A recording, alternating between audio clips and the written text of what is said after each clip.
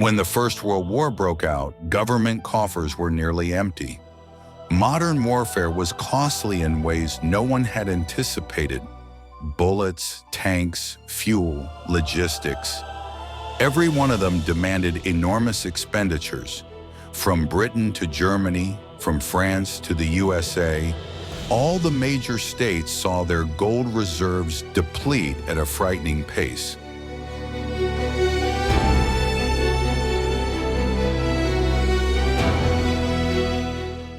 At that point, as traditional channels dried up, governments searched for a new way, convincing the public to lend them money. Until then, government debts had been for bankers and the wealthy. Ordinary people rarely got involved. But in the midst of war, raising taxes meant risking revolt. So politicians found a new method, presenting lending as a patriotic duty.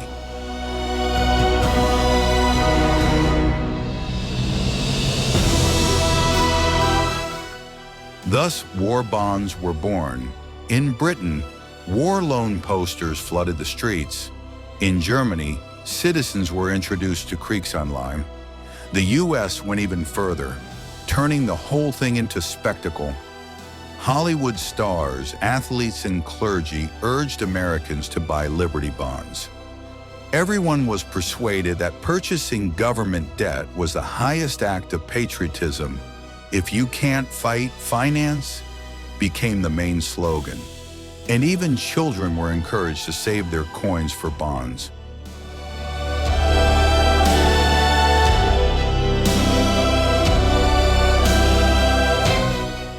But the reality was tucked away in the small print beneath these heartfelt messages. Bondholders believed they would get their money back with interest from the government after the war.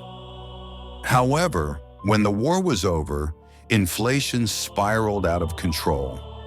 In America, prices doubled between 1917 and 1920. In Britain and Germany, the effect was even more severe. In essence, when people finally cashed in their bonds, their paper was worth half or less of its original value.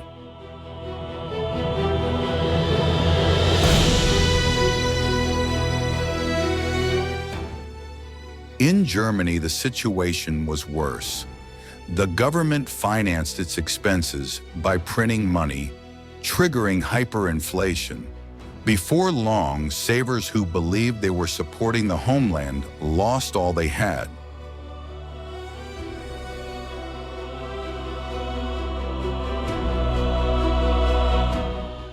There was no financial miracle here, nor a real investment opportunity. The public's wallets were open temporarily for the government, but the losses were permanent. People didn't just lose their savings. They also lost faith in the system itself. At its core, these bonds weren't issued to make the public rich. They were meant to keep the war engine running a little longer.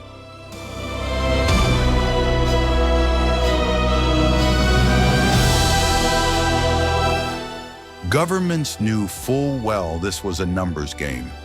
Their real triumph, however, was propaganda. They harnessed emotion, not economics. No one was told about interest rates. Instead, they were bombarded with images of heroic soldiers. Citizens were expected to act with faith and loyalty, not calculation.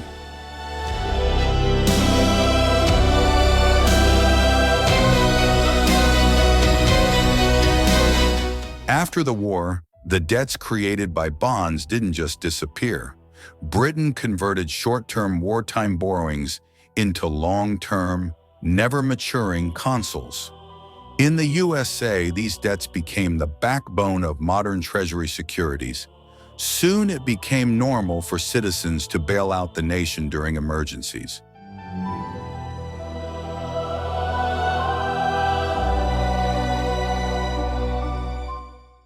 By the 1940s, governments didn't even need fresh slogans for their new bond campaigns. The financial script was set. In a crisis, appeal to national pride, borrow heavily, and let inflation erode the debt. Each new emergency followed the same formula: evoke fear or pride, borrow from the future, absorb the consequences later.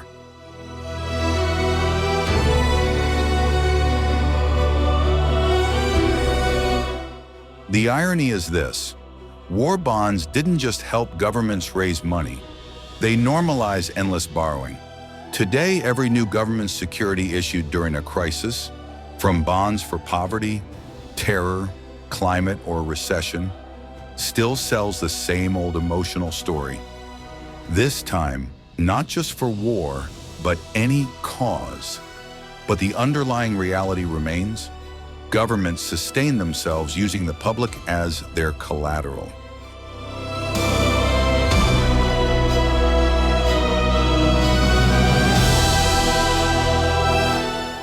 Thus, a psychological trick born a century ago became the groundwork for today's economy.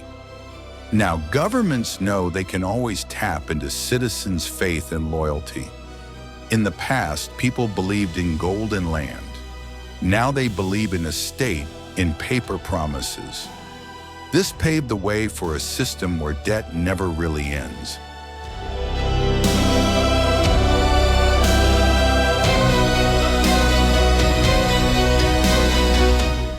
Even now, at the core of the debt economy, the spirit of those early war bond drives lives on.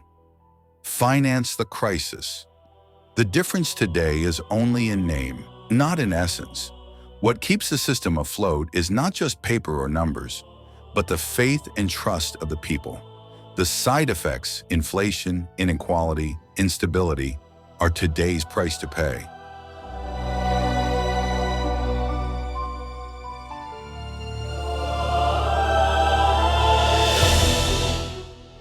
Long story short, financing debt has become patriotism. Handling crises now means mortgaging the future. The great financial illusion, designed a century ago, continues, and its engine is still that early war bond mentality.